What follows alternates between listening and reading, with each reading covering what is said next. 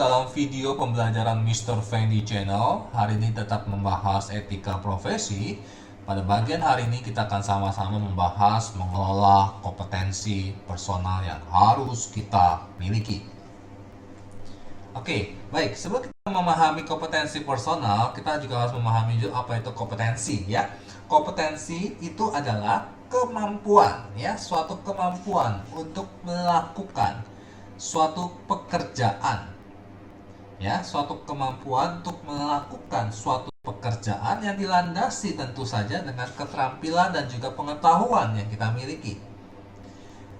Dilandasinya dengan apa? Keterampilan dan pengetahuan yang kita miliki serta apa? Didukung dengan sikap kita. Sikap bagaimana kita bekerja yang tentunya dituntut oleh apa? Pekerjaan itu sendiri. Nah, efektif tidaknya suatu hasil kerja itu sangat dipengaruhi apa? Pengetahuan kita, keterampilan kita, ya, tentu saja, dan sikap dan perilaku yang sesuai dengan tuntutan pekerjaan. Oleh karena itu, selama kamu masih di sekolah, kamu harus dituntut gitu ya, bagaimana kamu bersikap yang baik, sopan, supaya apa? Kamu terbiasa di dalam dunia pekerjaan nantinya. Nah, mengelola kompetensi personal berarti mengelola kemampuan kita, ya, kemampuan dan juga kecakapan yang kita miliki, ya, sehingga kita bisa meningkatkan prestasi-prestasi nanti di dunia pekerjaan nanti. Entah kamu nanti bisnis atau kamu nanti bekerja di suatu perusahaan. Nah, oleh karena itu kita akan sama-sama ikuti pembahasan kita hari ini melalui video pembelajaran bagaimana caranya kita mengelola kompetensi personal, ya. Kita akan mempelajari apa saja yang kita bisa pelajari, ya. Yang kita bisa pelajari dengan mengelola kompetensi personal, ya, adalah yang pertama, pengertian dan jenis kompetensi yang ada. Itu yang pertama. Yang kedua adalah kompetensi yang dibutuhkan perusahaan itu apa aja sih? Ya, kita harus tahu tuh, ya. Yang ketiga adalah kompetensi personal itu sendiri. Nah, yang keempat, bagaimana cara kita mengembangkan sumber daya manusia yang ada. Nah, begitu banyak teori-teori ya tentang kompetensi, ya. Kompetensi itu banyak ditulis oleh tokoh-tokoh Barbier and Rohr gitu ya. Boyatris gitu ya, mengatakan banyak definisi tentang kompetensi, ya. Tapi kalau kita bisa disimpulkan jenis-jenis pengertian dan kompetensi adalah kemampuan, sekali lagi, untuk melakukan suatu pekerjaan yang dilandasi apa? Sekali lagi, keterampilan dan pengetahuan serta didukung sikap kerja, ya, didukung sikap kerja yang dituntut oleh pekerjaan itu sendiri. Jadi kita punya ada apa? Keterampilan, ya, punya apa lagi? Pengetahuan, dan yang kedua lagi sikap kerja. Bagaimana cara kita bersikap nanti kerja di suatu perusahaan. Nah, maka kita akan mengenal lagi jenis-jenis kompetensi yang ada, gitu ya. Tapi hari ini kita akan mengambil menurut Daniel Katz, ya.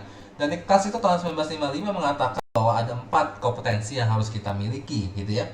Dibagi menjadi kategori, ya. Yang keempat kategori. Yang pertama adalah kompetensi teknis dan juga fungsional, ya. Technical or fungsional kompetensi, ya. Jadi merujuk apa? Pada pengetahuan kita, ya, sikap kita, dan juga keterampilan teknis yang harus kita miliki untuk apa? Melakukan suatu tugas atau pekerjaan. Jadi kita harus punya kompetensi, keterampilan teknis, ya, teknis, ya. Kalau kita mau bekerja di suatu restoran, berarti kita harus punya kemampuan keterampilan teknis, yaitu minimal kita bisa menguasai tentang dunia kuliner atau pemasak, ya. Nah, itu keterampilan teknis. Yang kedua adalah kompetensi manajerial atau managerial competencies, ya. Hal ini merujuk apa? Pengetahuan kita yang miliki, sikap bagaimana keterampilan yang harus kita miliki untuk apa? Mengorganisasi, manager, ya, manajerial, mengorganisasi, ya. Bahkan mempengaruhi atau memberdaya gunakan sumber daya yang ada. Nah, yang ketiga adalah kompetensi sumber daya manusia atau human, ya. Nah, hal ini menunjukkan pada apa pengetahuan yang kita miliki, sikap kita, keterampilan yang kita miliki, harus apa? Untuk apa? Memotivasi, sekali lagi, memotivasi, bahkan mendaya guna, gitu ya, mengembangkan sumber-sumber daya manusia, tentu saja, ya, manusia yang ada. Nah, yang keempat adalah kompetensi konseptual. Sekali lagi konseptual. Jadi konseptual itu apa? Untuk memvisualkan apa yang belum kelihatan, maka berkonsep. Ya, jadi konsepnya apa? Kalau misalkan ditanya konsepnya apa, berarti dia harus memvisualkan apa yang belum pernah kelihatan, gitu ya. Seperti berpikir pada level abstrak, gitu ya. Nah, menggunakan pemikiran itu untuk apa? Merencanakan sesuatu, merencanakan bisnis di masa yang akan datang. Nah, itu penting, ya, kompetensi konseptual. Nah, kalau menurut tokoh-tokoh yang lain disebut dengan Spencer ya, Spencer tahun 1993 gitu, kompetensi harus punya 5 karakteristik yang kamu harus ketahui. Apa aja sih karakternya? Yang karakter yang pertama adalah pengetahuan. Kamu harus punya knowledge ya. Pengetahuan itu apa? Mengacu pada informasi yang kamu miliki ya, informasi yang dimiliki oleh seseorang untuk apa nih? Pada bidang-bidang tertentu ya. Misalkan dia punya informasi di bidang akuntansi, misalkan dia punya informasi di bidang apa? IT. Nah, dia harus punya pengetahuan itu, informasi apa yang dimiliki gitu ya pada orang itu di bidang tertentu. Nah, yang karakter yang kedua adalah keterampilan. Harus punya skill ya, keahlian. Tentu harus punya kemampuan untuk apa? Melakukan setiap tugas-tugas baik secara fisik maupun juga mental ya. Harus punya keterampilan, sekali lagi skill gitu ya. Nah, yang karakter yang ketiga adalah konsep diri ya, self concept ya. Ini terkait dengan apa? Pemahaman kita ya, pengenalan seseorang terhadap dirinya sendiri secara keseluruhan, termasuk baik dia punya kelebihan diri dia, punya kelemahan diri dia, bahkan sikap-sikap bagaimana menghadapi kelebihan dan juga kelemahannya itu ya. Jadi pemahaman yang baik dan sikap yang positif terhadap dirinya justru mendukung, justru ya, mengembangkan dirinya dengan baik, bahkan karirnya nanti.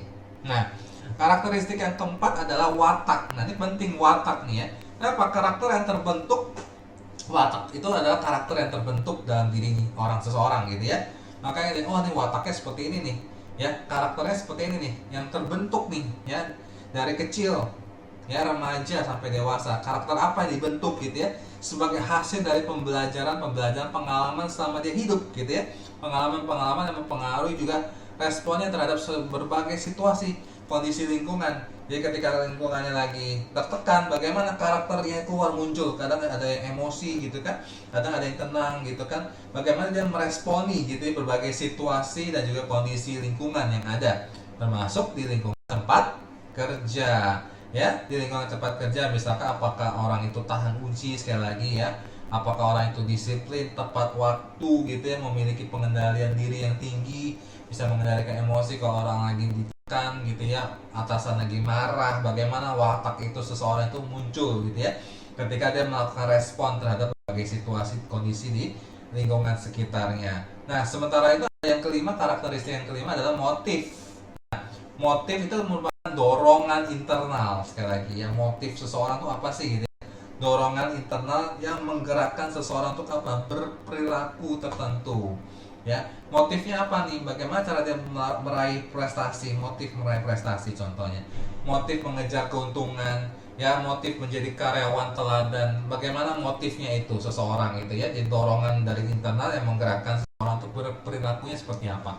Makanya dia punya motif tertentu ya. Makanya kita harus di perusahaan itu, kalau kamu nanti punya perusahaan, punya bisnis, sekali lagi kamu harus harus tahu kompetensi apa saja yang harus dimiliki ya, yang dibutuhkan oleh perusahaan ya. Nah, kompetensi itu kalau kita lihat dari yang paling atas dulu ya. Yang paling atas tuh di bidang eksekutif, biasanya para pemimpin eksekutif gitu ya. Nah, apa saja kompetensi yang harus dimiliki oleh para eksekutif itu? Yang pertama adalah strategic thinking ya.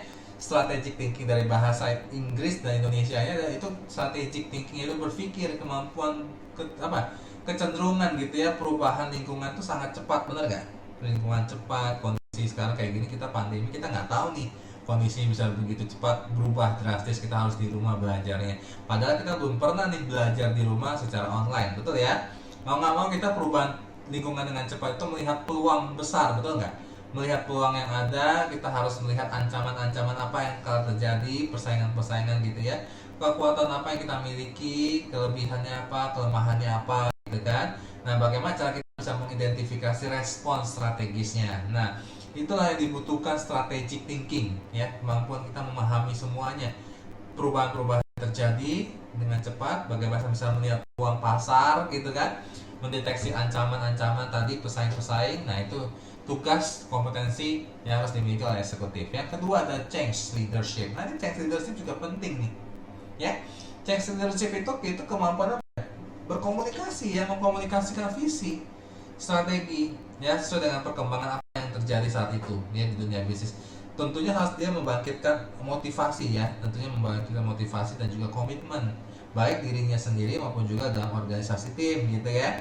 Nah, dia bertindak sebagai apa? Dia sebetulnya sebagai orang yang mensponsori ya kan inovasi atau kewirausahaan. Jadi dia bisa mengalokasikan berbagai sumber daya yang ada secara optimal tentunya ya. Untuk apa? Perubahan. Ya, mewujudkan banyak perubahan. Dia harus mengubah sesuatu. Tentunya dia harus mampu mengkomunikasikan ya visinya, visi strategis organisasinya ya terhadap perkembangan yang terjadi. Yang terakhir nih, harus ada hubungan relationship management penting. Kenapa? Membangun hubungan baik antara dengan stakeholders ya di dalam maupun juga di luar organisasi, baik orang-orang internal maupun juga orang-orang di luar gitu ya. Nah, stakeholder di dalam organisasi apa aja? Karyawannya, bawahannya ya kan, rekan kerja, partnernya, atasan mungkin gitu ya, bawahan, atasan atau rekan kerja gitu ya, dan para pemegang saham tentu saja ya kalau stakeholder. Nah, kalau di luar organisasi apa? Kalau stakeholder di luar organisasi, contohnya misalkan supplier, pemasok gitu ya, rekanan, pelanggan, konsumen gitu ya, customer, apa yang saluran distribusi juga gitu ya, konsultan, apalagi ya konsultan pajak gitu ya, kontrak. Kita harus bisa menjaga hubungan baik dengan mereka, para stakeholder ini, dengan pemerintah gitu ya, kalau kita berhubungan dengan pemerintah ya kan, dengan kelompok-kelompok kepentingan yang lain, legislatif gitu kan. Nah, itu penting sekali di relationship management ya. Jadi 3 kompetensi yang harus dimiliki oleh eksekutif. Nah, kalau kamu punya manajer, harus juga tahu kompetensi apa yang harus dimiliki oleh seorang manajer. Yang pertama, harus fleksibilitas ya, fleksibel ya, yaitu kemampuan untuk apa, mengubah struktur gitu ya, fleksibel keinginannya ya, mengubah struktur juga proses manajerial apabila kalau diperlukan gitu untuk menjalankan strategi perubahan. Harus fleksibel lah. Yang kedua, implementasi ya perubahan ya. Nah, itu juga mampu mengkomunikasikan apa sih yang dibutuhkan oleh organisasi akan perubahan yang terjadi pada bawahannya. Tentu saja kalau dia seorang manajer ya kan, keterampilan manajemen perubahan itu berupa apa? Komunikasi itu penting, pelatihan, fasilitas ya, semuanya. Proses kelompok yang diperlukan untuk apa? Mengimplementasikan tentu saja perubahan-perubahan terhadap kelompok yang kerja ya. Yang ketiga apa? Inovasi entrepreneurship ya, entrepreneurial gitu ya. Itu kemampuan untuk apa? Merangsang gitu ya, mempelopori inovasi tentu saja ya. Dia harus mempelopor, jadi pelopor inovasi, memunculkan produk-produk yang baru, mendahului pesaing-pesaing, supaya harus dia bersatu langkah di depan daripada pesaing-pesaingnya ya. Dan tentunya saja dia harus memastikan gitu ya, pelayanannya, proses produknya semakin lebih baik ya, lebih efisien. Nah, yang keempat apa? Memahami hubungan antar manusia ya, interpersonal. Nah, ini kemampuan kita paham ya tentang masukan-masukan, menilai dari orang-orang lain gitu yang berbeda.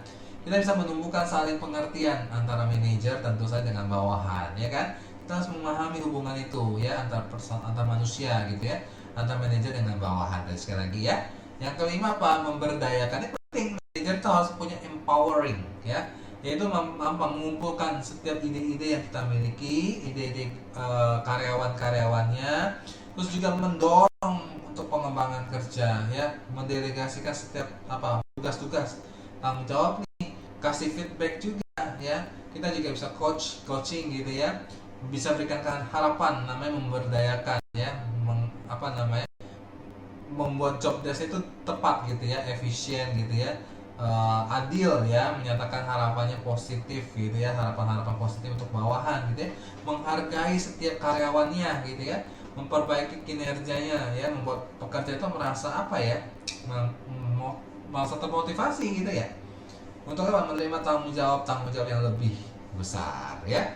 Yang keenam ya, memfasilitasi tim. Penting tuh ya, sebagai manajer tuh harus mempertemukan kelompok-kelompok yang pasti berbeda ya pendapatnya ya, si A dengan kelompok A, si B pasti punya kubu-kubu tertentu. Nah, bagaimana caranya si manajer itu bisa memfasilitasi sebuah kelompok gitu ya, untuk bisa bekerja sama, yuk bareng-bareng yuk gitu ya, secara efektif untuk apa? Mencapai suatu tujuan bersama. Kan tujuan perusahaan itu mencapai tujuan bersama. Nah, di sini peran manajer itu menciptakan apa? Tujuan dan kejelasan peran. Setiap karyawan punya perannya masing-masing. Mengontrol orang yang berbicara terlalu banyak ya, bisa kita ajak kerjasama. Mengajak juga anggota-anggota yang mungkin agak pendiam orangnya gitu ya, untuk juga aktif ya, aktif ngobrol gitu ya, berpartisipasi menyelesaikan setiap konflik-konflik yang ada. Nah, itu fungsi dari seorang manajer, ya. Nah, yang ketujuh adalah kemudahan menyesuaikan, nih penting, ya.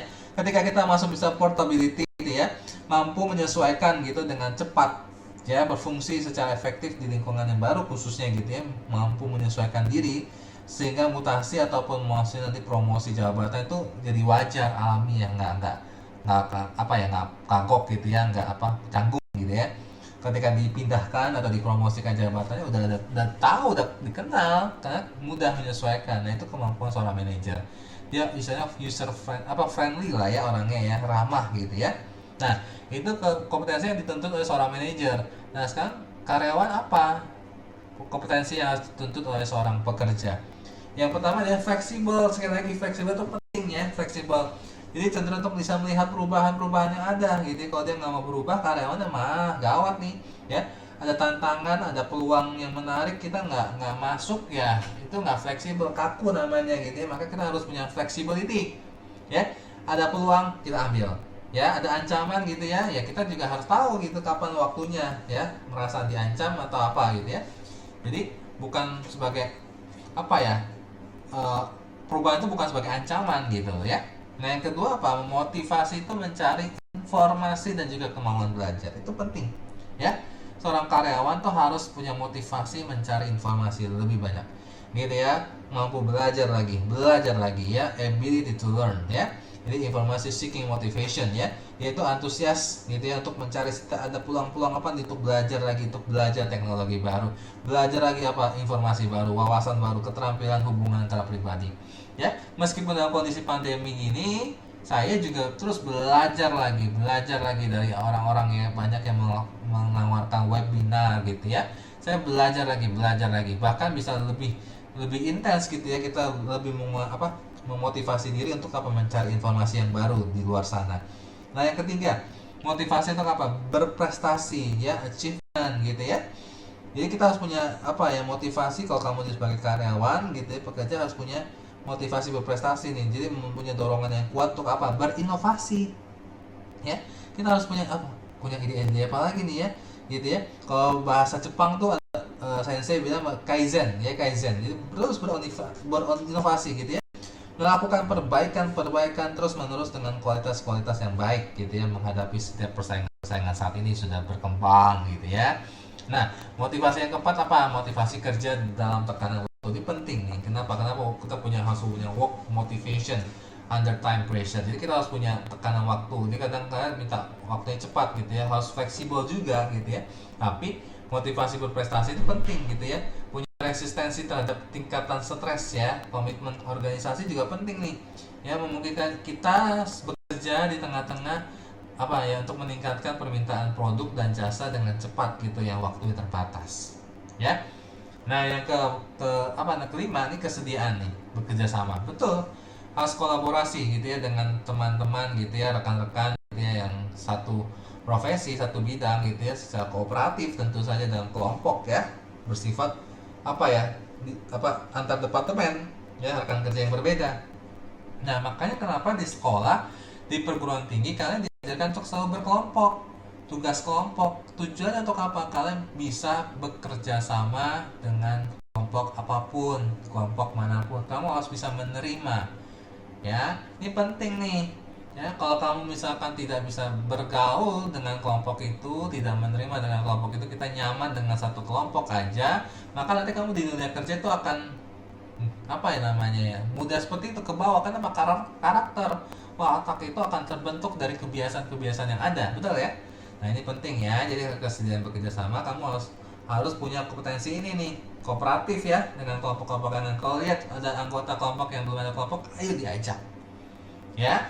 Nah, yang terakhir ada orientasi melayani pelanggan, penting ya. Dia harus punya jiwa melayani, customer service orientation ya. Jadi motivasi untuk membantu orang lain lebih banyak lagi ya, bersedia mendengarkan setiap keluhan, kebutuhan yang diperlukan oleh customer ya. Terus kita harus punya inisiatif nih kalau di karyawan ya untuk mengatasi setiap tantangan, hambatan gitu dalam organisasi ya, demi kita memberikan pelayanan yang terbaik kepada pelanggan ya. Setuju ya dengan saya ya. Nah, Makanya itu kita perlu yang namanya manajemen sumber daya manusia berbasis kompetensi, ya. Kenapa? Karena salah satu faktor penentu keberhasilan atau kegagalan perusahaan bisnis adalah faktornya adalah manusia, benar gak? Setiap manusia itu merupakan salah satu faktor yang menentukan keberhasilan antara perusahaan itu, ya. Makanya kalau misalkan itu penjualannya meningkat, laku itu gara-gara siapa? Gara-gara faktor manusia, salesnya, ya kan? Nah, kita harus penting nih menjaga baik sumber daya manusia ini, ya. Makanya kita harus punya keunggulan mutu bersaing untuk apa? Meningkatkan mutu SDM ini, ya. Makanya perusahaan itu sangat membutuhkan SDM yang kompeten. Makanya guru yang bagus, guru yang berkualitas, benar gak?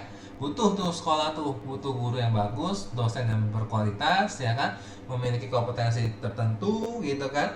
Dibutuhkan untuk apa? Menunjang keberhasilan pelaksanaan setiap pekerjaan yang ada, ya kan? Nah, itu penting. Nah, makanya kenapa pentingnya manajemen sumber daya manusia itu berbasis kompetensi. Nah, itu ada banyak macam nih, ada 6 ya. Yang pertama adalah memperjelas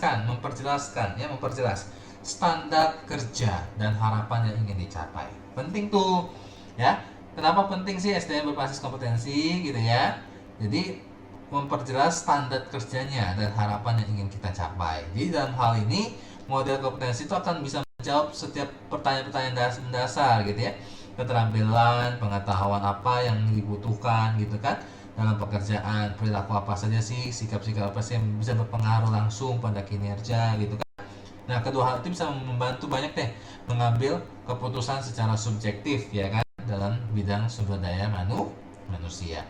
Yang kedua, alat seleksi karyawan penting tuh. Jadi manajemen sumber daya manusia itu berbasis kompetensi. Kenapa? Karena sebagai alat seleksi karyawan itu penting, ya kan? Jadi penggunaan standar ini sebagai alat seleksi karyawan membantu perusahaan gitu ya, punya bisnis, kalian dan ownernya memilih calon karyawan yang terbaik, ya enggak? Harus gitu ya. Perilakunya gimana tuh karyawan gitu ya? Selektif, ya enggak? Mengurangi untuk biaya rekrutmen. Nah, cara gimana? Caranya dengan mengembangkan perilaku yang dibutuhkan untuk setiap fungsi jabatan ini butuhnya apa nih perilakunya gitu ya. Fokusnya pada wawancara, interview, seleksi, ada perilaku yang dicari, ya enggak? Kamu carinya orang kayak gimana? Ya cari deh, gitu ya. Seperti itu. Nah, yang ketiga, maksimalkan produktivitas ya. Nah, tuntutan untuk menjadi perusahaan ya, menjadi bisnis yang ramping gitu ya. Harus kita cari karyawan yang dapat dikembangkan secara terarah, betul nggak? Terarah supaya apa? Bisa memaksimalkan produktivitas ya, menutupi kesenjangan juga keterampilan sehingga mampu dimobilitasi lah ya secara vertikal maupun juga horizontal. Nah, itu penting ya. Nah, yang keempat apa? Dasar untuk pengembangan sistem remunerasi. Apa tuh remunerasi gitu ya? Sistem imbalan remunerasi ya, atau gaji yang kita berikan.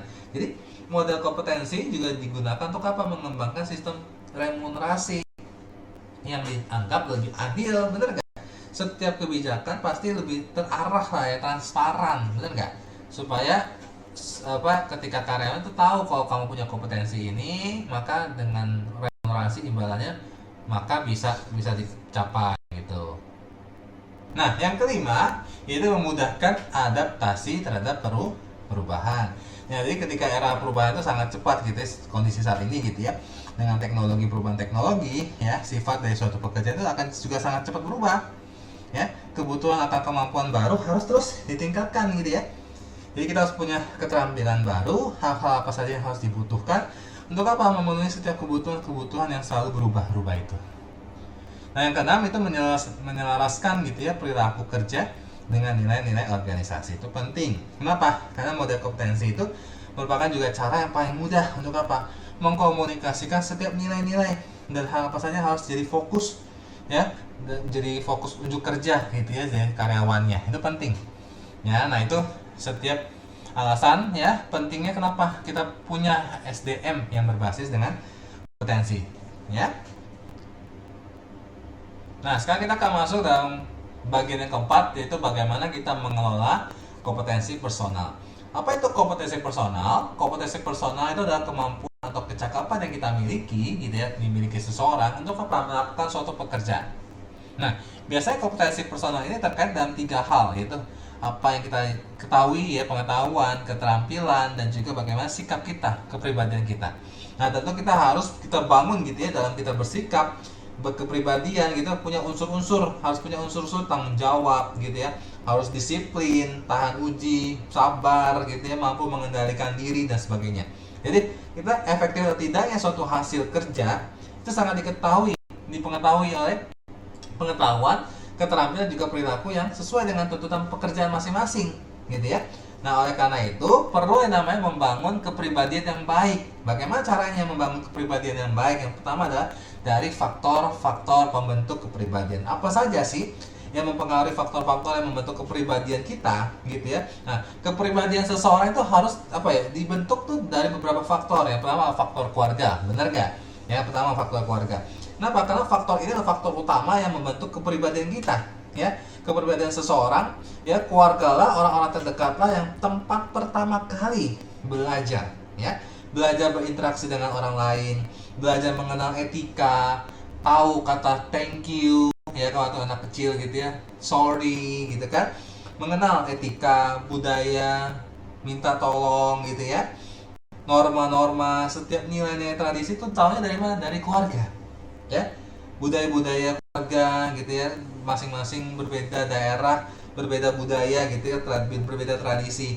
Nah, itu dari lingkungan keluarga. Lingkungan yang kedua adalah faktor biologis ya. Nah, faktor ini berpengaruh gitu ya, berperan penting ya, membentuk setiap otot, rangka, tinggi atau pendeknya seseorang gitu ya, anggota tubuh dan fungsinya, warna kulitnya, serta kemampuan nalar, kecerdasan, serta kemampuan berpikir dan menganalisis. Nah, itu penting ya. Faktor yang ketiga apa? Faktor budaya. Nah, faktor budaya itu adalah kumpulan nilai, konsep, pengetahuan, juga kebiasaan manusia yang dianut masyarakat bisa mempengaruhi kepribadian seseorang. Nah, pendidikan juga ya. Faktor pendidikan itu juga mengikuti ya. Ikuti seseorang ikut mempengaruhi kepribadian. Ya, kalau semakin tinggi tingkat pendidikannya, maka juga kepribadiannya juga akan berbeda dengan orang yang tidak sekolah, misalkan seperti itu ya. Faktor sosial dan juga lingkungan itu juga berpengaruh penting. Kenapa? Status sosial seseorang itu ya, lingkungan pergaulan juga itu akan sangat berpengaruh lingkungannya dalam pembentukan kepribadian. Coba bayangkan kalau kamu tinggal di daerah lingkungan yang setiap hari merokok, ya pasti kamu akan mengikuti pembentukan kepribadian, yaitu merokok, ya kan? Nah, ini sangat penting. Bagaimana kelima faktor ini kita harus jaga-jaga baik-baik. Bagaimana membentuk kepribadian kita seseorang. Nah, yang kedua adalah tipe-tipe kepribadian di dunia kerja.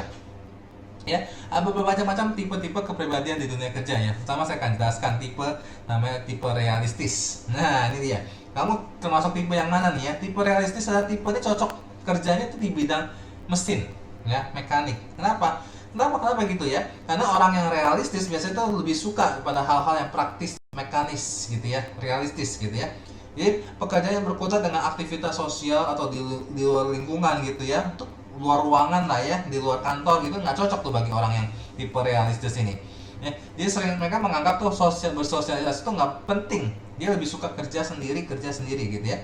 Kalau bekerja sama tim gitu ya, orang yang dengan tipe macam ini lebih suka satu tim dengan orang yang setipe biasanya gitu ya, tipe-tipe yang suka bekerja keras gitu ya. Contohnya pilot, insinyur teknik. Nah, itu lebih suka hal-hal praktis gitu ya, mekanis.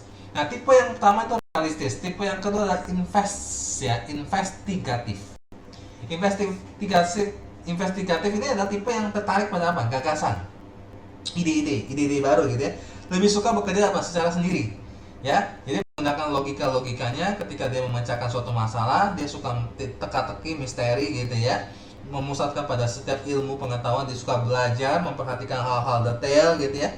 Nah, tipe orang ini kayak ini suka mengumpulkan banyak informasi nih, suka makanya investigasi gitu ya, sesuai dengan namanya, investigasi, mengumpulkan banyak informasi ya sebelum membuat suatu keputusan. Biasanya tuh tanya tuh idenya gimana, ide tidak didukung dengan data-data tuh gimana, kenapa gitu ya. Biasanya tuh contoh-contoh kalau tipe ini investigasi jadi apa gitu ya, dokter gigi gitu ya, psikiater ya kan, psikolog gitu kan, ahli-ahli matematika, ahli-ahli kimia. Nah, itu dia lebih tertarik pada ide-ide gagasan, lebih suka bekerja secara individu.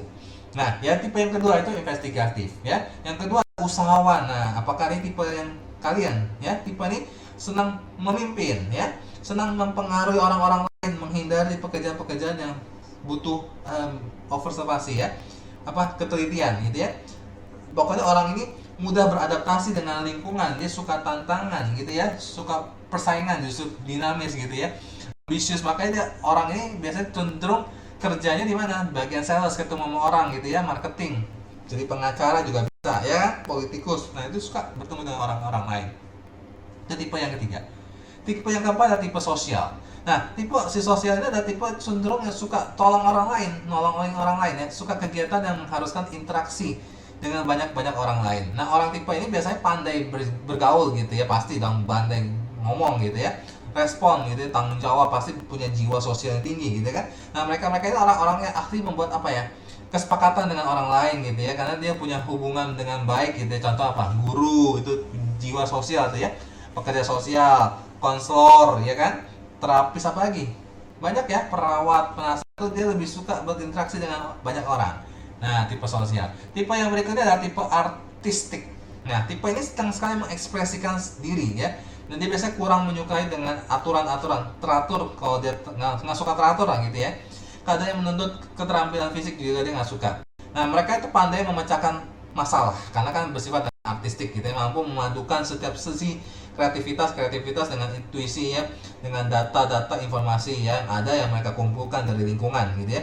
Pokoknya orientasi itu pada rasa, perasaan, dan juga imajinasinya, ya kan. Contohnya paling suka dengan desainer, ya kan, contoh-contohnya pelukis, ya kan, komposer musik, editor buku, sutradara yang suka dengan jiwa seni, gitu ya, penyair, artis, segala bentuk pokok pekerjaan berhubungan dengan seni lah, gitu ya, itu artistik tipenya kepribadian. Tipe yang terakhir adalah kalau tipe konvensional, ya. Tipe konvensional ini, ya, diisi oleh orang-orang yang apa, watak kepribadian teratur, ya, teratur, tertib, rapi, apalagi efisien, sistematis, pokoknya peduli lah dengan rinci-rincian, gitu ya, detail, gitu ya. Nah, biasanya itu orang itu tekun, gitu ya, gigih melakukan setiap pekerjaan. Mereka suka bahasa-bahasa atau angka-angka yang susunnya rapi, A, B, C, D, E, F, rapi, ya kan. Nah, mereka bisa menghindari situasi yang sifatnya orangnya apa ya, membingungkan atau ambigu lah, ya. Nah, cocok kayak apa? Contohnya apa? Staf administrasi, dia rapi tuh, susun buku, ya, sekretaris tuh orangnya rapi, ya kan. Perencana keuangan, bendahara, gitu kan, pengelola data-data statistik, ya kan. Pegawai arsip, nah itu berhubungan dengan apa ya, keteraturan, ya, tertib, akuntan, aktuaris, pegawai bank, itu semua berhubungan dengan aturan, teratur, terapi, efisien, gitu ya, berhubungan dengan berkas-berkas pokoknya, ya. Nah, itu yang pertama, bagaimana cara membangun kepribadian yang baik. Yang kedua adalah bagaimana cara kita presentasi diri. Nah, itu tuh penting, ya, grooming itu penting. Nah, grooming itu terdiri dari dua, tata cara kita berbusana, berpakaian, dan tata cara kita bagaimana berdandan, ya, bersolek atau berhias diri, ya. Nah, presentasi diri itu apa? Grooming itu apa? Penampilan kita nih, ya. Penampilan kita secara keseluruhan harus terjaga dengan rapi, ya kan, baik karyawan maupun juga eksekutif maupun juga manajer. Ya, penampilan dia harus serasi, ya, menarik agar disukai oleh orang-orang lain. Nah, justru itu penampilan itu mencerminkan kepribadian kita, siapa diri kita. Kalau kita rapi, kita akan lihat kepribadiannya orang itu, gitu ya. Makanya penampilan diri itu sangat serasi dan menarik, sehingga sangat penting, ya. Orang-orang banyak, apalagi kalau berhubungan dengan orang lain, sales kamu lihat tuh pakainya rapi, ya, kemeja minimal, gitu ya, pakai jas, gitu kan. Kenapa? Berbusana kerja harus bisa mencerminkan kepribadian kita, bahkan tahu profesinya apa, ya. Kita juga boleh pakai baju warna cerah, boleh, bahan-bahan yang corak-corak kecil boleh. Buat cewek-cewek pakai blus lengan panjang boleh, atau pendek, rok pendek tapi sebatas lutut, ya, atau rok panjang di bawah betis, gitu ya. Celana panjang juga boleh. Bagi yang cowok-cowok, gitu ya, harus pakai dasi, ya kan, pakai dasi yang dengan corak yang lembut, gitu ya, serasi dengan kemejanya tentu saja, dan juga celana panjang, ya kan. Jadi ketika kita berpakaian serasi, menarik, itu meliputi pemilihan-pemilihan tepat, ya, sesuai dengan kepribadian juga pembawaannya dengan baik.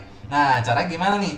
Dari cara berpakaian, seseorang itu dapat dinilai kepribadiannya. Nah, kita lihat, menarik, ya, tingkat kependidikannya seberapa, lingkungan pergaulannya kayak gimana, ya kan. Dari jenis pakaian resmi itu menuntut cara-cara berpakaian internasional. Apa contohnya? Pakaian lengkap, ya.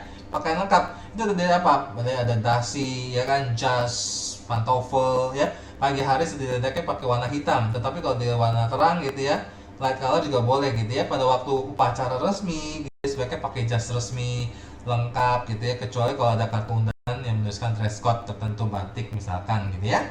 Nah, yang kedua adalah pakai resmi, black tie ya.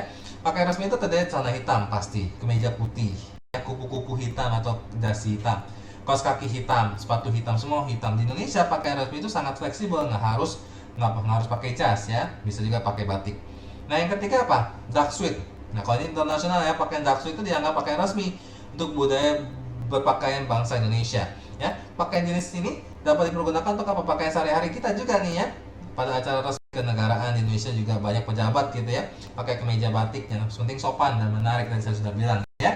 Nah, bagaimana tata cara kita bersolek gitu ya, berdandan, berhias gitu ya. Nah, cara bersolek ya menggunakan perhiasan itu perlu diperhatikan. Kenapa? Penampilan itu menarik gitu ya, dan juga perlu dihindari juga. Kenapa? Pakai kosmetik yang lebay ya kan.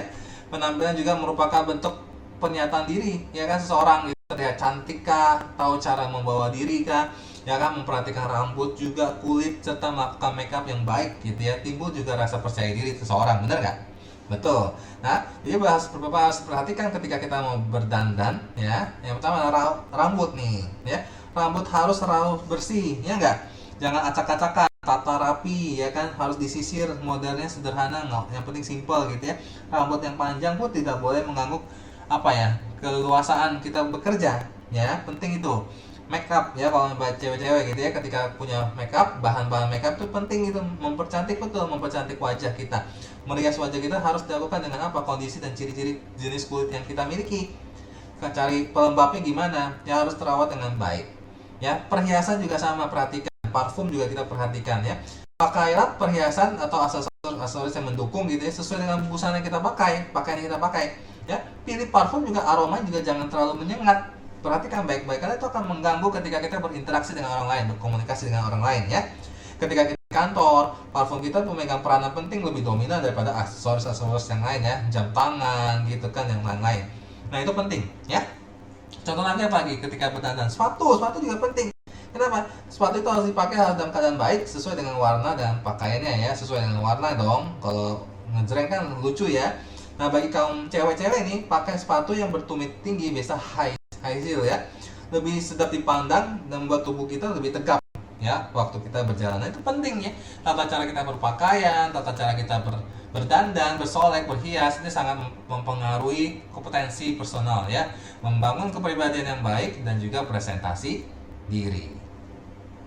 Nah, kita akan masuk dalam bagian yang kelima, yaitu pengembangan sumber daya manusia. Pengembangan sumber daya manusia bagaimana caranya? Ada dua cara. Yang pertama adalah pendidikan dan juga pelatihan. Dan yang kedua adalah bagaimana kita pengembangan karir. Nah, kita bahas dulu pendidikan dan juga pelatihan ya.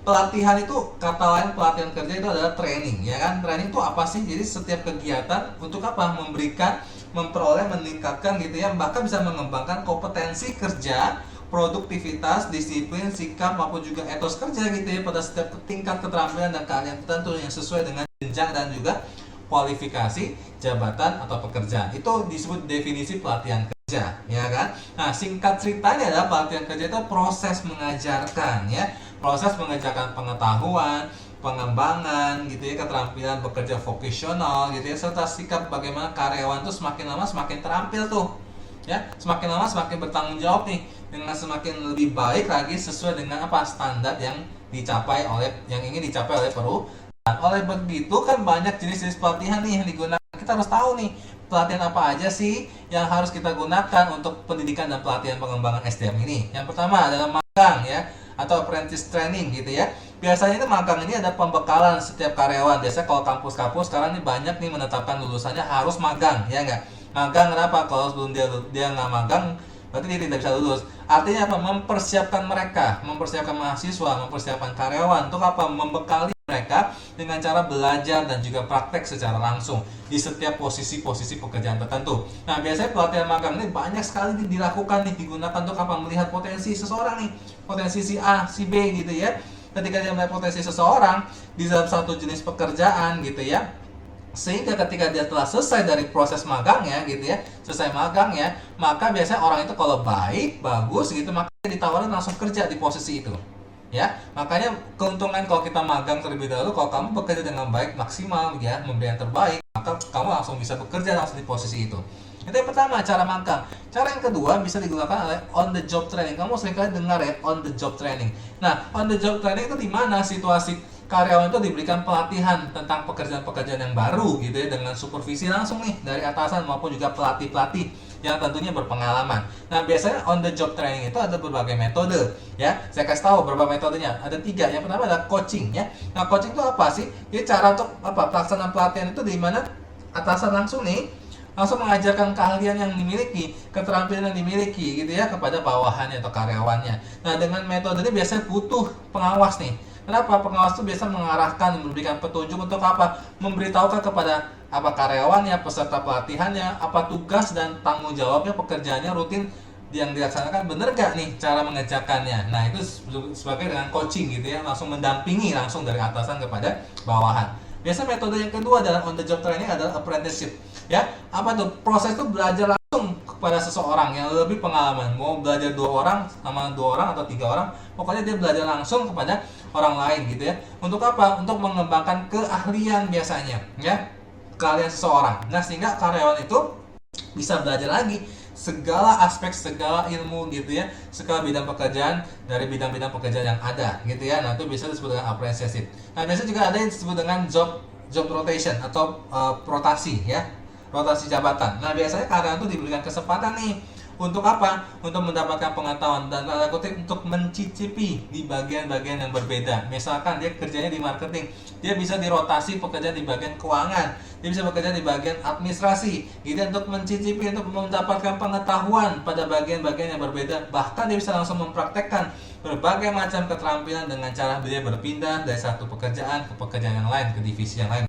Ya, ini disebut dengan on the job training. Ya, ada 3, coaching, apprenticeship, dan juga job rotation. Nah, off the job yang ketiga adalah off the job training. Apa itu off ya? Sekarang off the job training, yaitu ada pelatihan menggunakan situasi di luar pekerjaan, artinya apa? Di luar kantor, di luar tempat lingkungan pekerja gitu ya.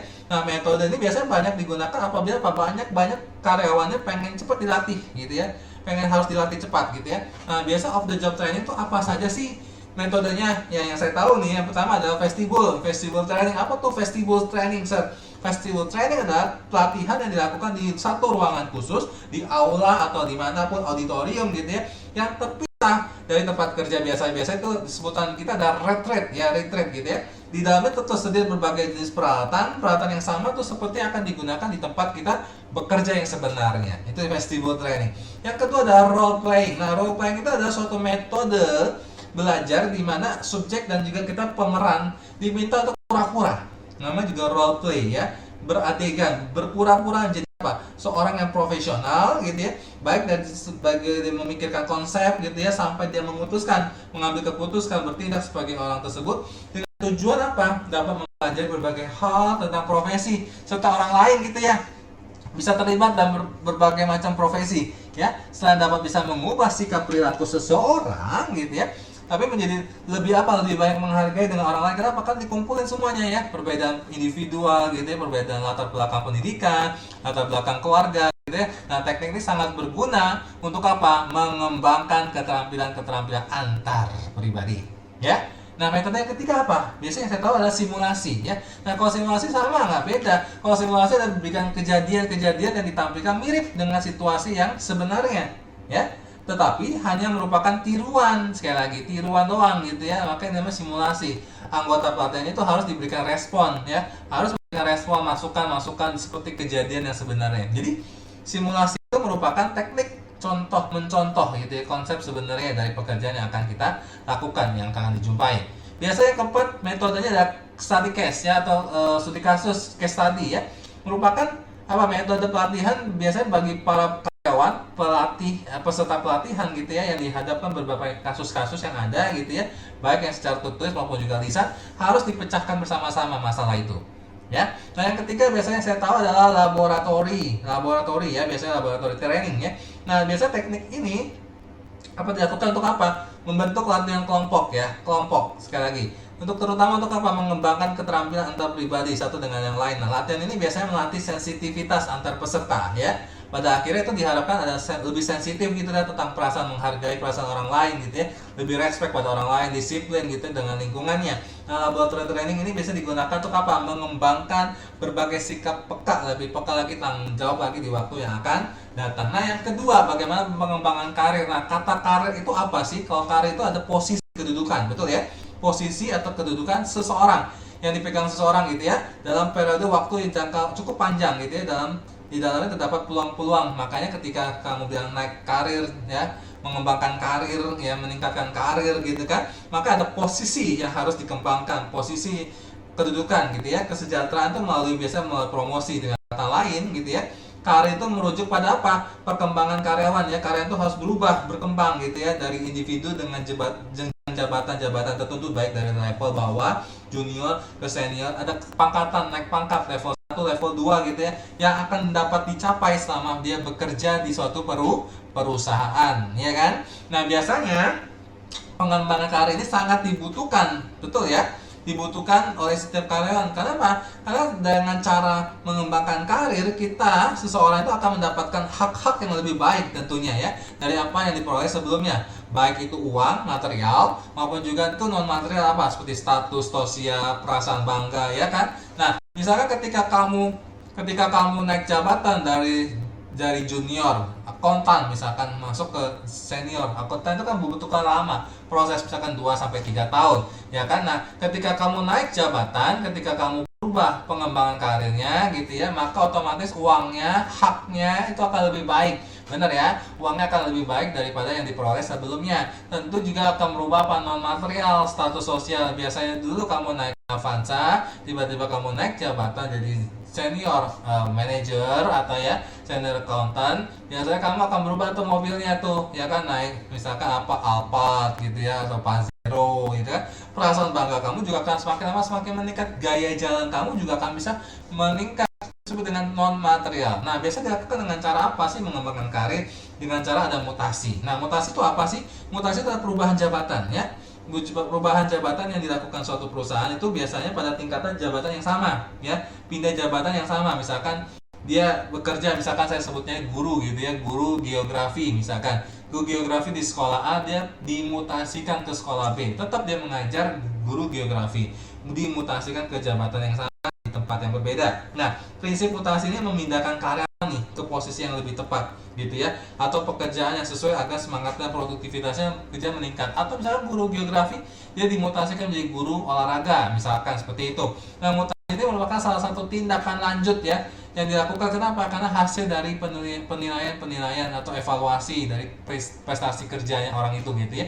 Kalau dia kurang baik, kita mutasikan gitu kan. Kalau dia prestasi masih apa ya, lebih baik lagi, bisa lebih baik, dia mutasi yang pekerjaannya sesuai gitu kan dengan kondisi orang itu.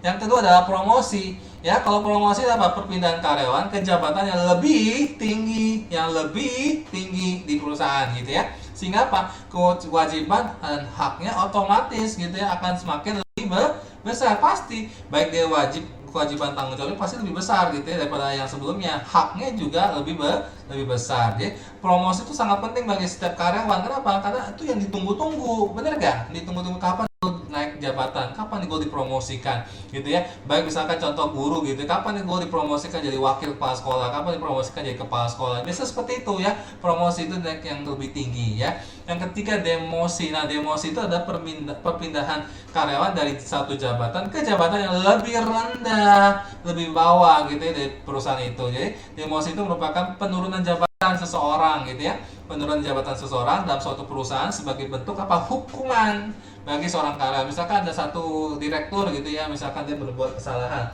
maka dia akan didemosikan ke jabatan yang lebih rendah ketika untuk menjalankan tugas-tugasnya. Kenapa? Karyawan itu dianggap tidak mampu melaksanakan tugas jabatan sebagai direktur, dia akan demosi ke jabatan yang lebih rendah. Makanya kita harus tahu nih keahlian-keahlian apa yang harus dimiliki oleh seorang akuntan ya. Ada professional skill, ada intellectual skill, communication skill, organization skill, business management skill, basic abilities, bahkan ke soft skill. Kita harus tahu satu demi satu. Nah, saya akan bahas, tolong diperhatikan baik-baik. Kita masih tunggu sebentar gitu ya. Kita fokus dulu ke video pembelajaran kita hari ini ya. Apa itu professional skill? Nah, professional skill adalah pengetahuan ya, biasanya pengetahuan mengenai ilmu-ilmu akuntansi apa saja yang kita harus kuasai ya, baik itu akuntansi keuangan, baik itu laporan keuangan, akuntansi manajemen maupun audit gitu ya, asuransi, etika, pokoknya semua pengetahuan mengenai kegiatan bisnis, pengorganisasian ya kan. Kita harus tahu nih professional skill ini ya. Kita harus tahu kompetensi di bidang teknologi informasi seperti itu ya. Yang kedua ada intellectual skill. Nah, biasanya intellectual skill itu terbagi berbagai tingkatan gitu ya. Ada knowledge gitu ya, ada pengetahuan terlebih dahulu, ada application, bagaimana kita mengaplikasikan pengetahuan yang kita miliki. Bahkan yang terakhir kita bisa menganalisis, sintesis ya kan. Sintesis itu apa sih? Sintesis itu menggabungkan pengetahuan dari beberapa bidang gitu ya. Dari beberapa bidang dan memprediksikan tentu saja gitu ya, menarik kesimpulan sekali lagi dan bisa mengevaluasi. Nah, biasanya intellectual skill ini memungkinkan kita sebagai akuntan profesional menyelesaikan setiap masalah nih ya, membuat keputusan dan membuat setiap penilaian keputusan apa yang bakalan tepat gitu ya pada setiap perusahaan gitu ya. Nah, biasanya kalau intellectual skill ini meliputi apa sih? Kemampuan kita mendapatkan gitu ya, mengorganisasikan, memahami informasi gitu ya dari berbagai macam media, manusia gitu ya. Kemampuan kita juga bisa meneliti, menyelidiki gitu ya, berpikir logis gitu ya, mengetahui sebab akibat dan lain-lain ya.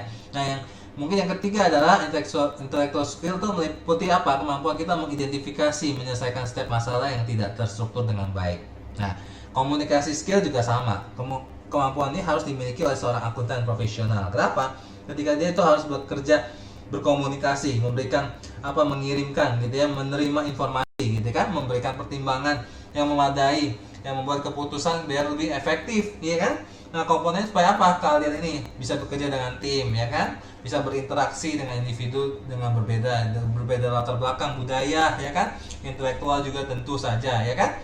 Nah, ini penting sekali kita belajar komunikasi skill. Kita juga bahkan bisa menyajikan, mendiskusikan, melapor, mendengarkan, membaca secara efektif, ya kan? Peka terhadap laporan-laporan yang ada. Nah, itu yang ketiga, ya. Yang keempat adalah organization business management. Nah, keahlian di bidang ini biasanya menjadi bagian sangat penting di bidang akuntan profesional. Kenapa? Akuntan itu dituntut untuk berperan lebih aktif gitu ya, kegiatan operasional organisasi. Ya, mungkin tugas-tugas akuntan itu mungkin hanya terbatas pada penyediaan data, ya kan, akan digunakan oleh pihak lain. Tetapi kalau sekarang akuntan itu lebih sering menjadi bagian kelompok pembuat keputusan biasanya, ya.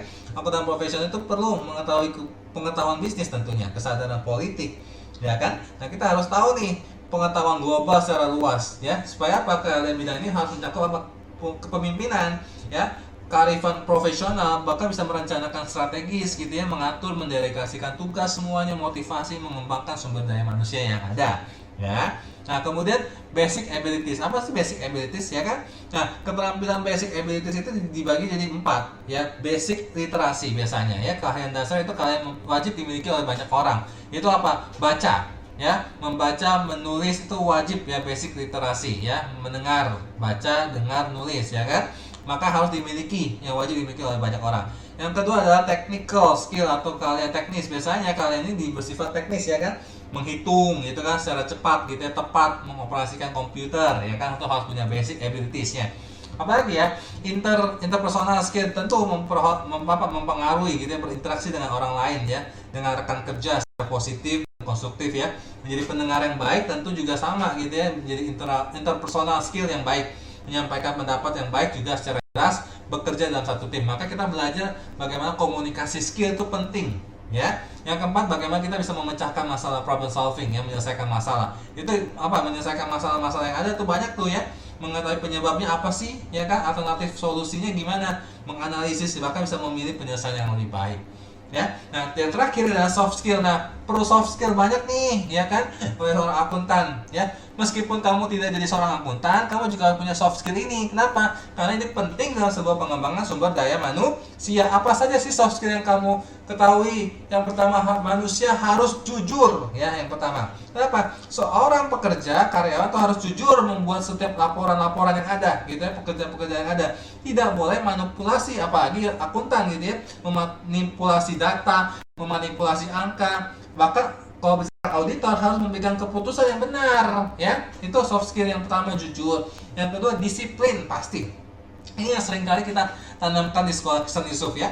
Jujur, disiplin. Akuntan itu harus melapor, gitu ya, memberikan keputusan tepat, kapan waktunya yang sesuai dengan periode tertentu. Wajib disiplin. Kita nggak boleh terlambat nih, ya. Terlambat 1 menit, tapi kalian sudah ada kena sanksi yang harus kalian kerjakan bersama-sama. Bertanggung jawab. Nah, ini juga soft skill yang kalian terima di sekolah. Bertanggung jawab, artinya berani, mampu mempertanggungjawabkan apapun, gitu ya, yang kamu kerjakan, gitu ya, baik itu laporan keuangan yang sudah kalian buat, bahkan bertanggung jawab keputusan yang kalian buat sudah kamu berikan, ya. Yang ketiga apa? Yang keempat, ramah, ya. Harus kita ramah dengan orang lain, sesama rekan kerja, gitu ya. Bersikap ramah itu klien itu akan merasa lebih nyaman kepada kita, gitu ya, akan datang lagi kepada perusahaan kita. Apalagi soft skill yang bisa kita pelajari, sopan, ya kan. Kalian diajarkan juga sopan, kan? Sopan terhadap guru, sopan terhadap orang tua. Baik itu selain ramah, gitu ya, kita juga harus memiliki sifat sopan, bisa menjalin kerjasama dengan baik dengan orang lain. Apalagi soft skillnya, cepat beradaptasi. Ya, penting nih. Ketika seorang karyawan, gitu, kamu bekerja di suatu perusahaan, kamu adaptasi ini perlu. Untuk apa? Mempermudah kalian atau mengerjakan setiap tugas. Kamu bisa bertemu dengan orang lain dengan cepat, gitu ya, berkenalan dengan orang lain, beradaptasi dengan baik. Itu akan menghasilkan pekerjaan yang lebih maksimal. Hard worker, setuju nggak? Pekerja keras, ya kan? Jadi ketika kamu mengerjakan sesuatu pekerjaan, kamu harus selesai membuatnya dengan cepat, dengan keputusan tepat waktu, gitu kan? Harus bekerja keras menyelesaikan setiap tugas masing-masing, ya. Teliti. Saya rasa bukan hanya akuntan saja yang perlu teliti, kita semua harus teliti, baik sebagai entrepreneur juga harus teliti. Kenapa? Kita sebagai akuntan atau apapun, kita harus teliti dan menginput setiap data-data yang ada sesuai dengan transaksi yang sudah kita lakukan, ya kan? Harus teliti mengkoreksi setiap angka-angka yang dibuat oleh akuntan. Nah, itu penting teliti. Cerdas, ya kan? Kita juga harus cerdas nih. Kita semua diajarkan semua nih, cerdas, memahami semuanya, prinsip-prinsip, aturan-aturan yang berlaku, bukti-buktinya ada. Cerdas, ya kan? Peka. Nah, ini penting nih. Peka. Kenapa peka? Peka, empati, gitu ya. Kenapa? Kita harus peka dalam lingkungan sekitar, gitu. Tapi kita harus fokus sama pekerjaan kita.